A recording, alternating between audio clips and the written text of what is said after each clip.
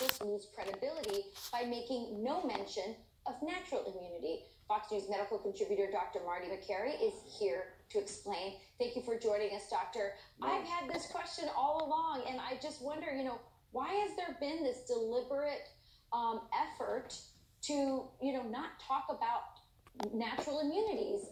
They always mention the vaccinated, but they never add those who have already had COVID, which we know are millions of Americans.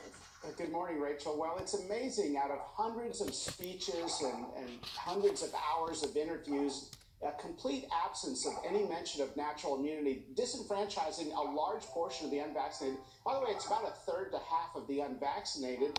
And the administration and public health officials dug into a position early on that it doesn't work, and that if it does work, it's going to quickly fade. Well, here we are a year and a half into it. It's durable, it's efficacious, and it's going strong. And a study out of Israel just found that it's 6.7 times more effective than vaccinated immunity. And the problem is, Rachel, you lose credibility. When you tell people who don't necessarily have to get vaccinated that they do, you lose credibility with those who really do need to get vaccinated right now, which are the non-immune.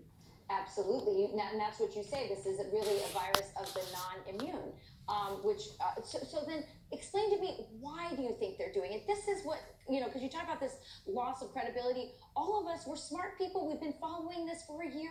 We're listening to as much information as we can get. It's obvious we've known about natural immunities long before COVID. So what would be their motivation? Why would they do that? Well, some say pharma has driven the narrative. I actually think it's more of an old school medical thinking.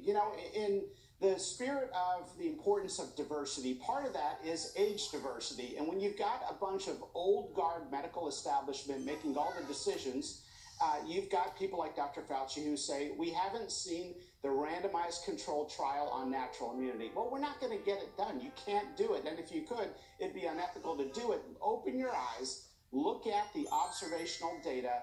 Where are the cases of people with severe COVID illness after prior infection? They don't exist. And if they do, they're infinitesimally small. Those who test positive after they've recovered from COVID have asymptomatic or very mild cases at this point. We've got to learn from that data. Really quick, how much longer will natural immunity last as long as a vaccine?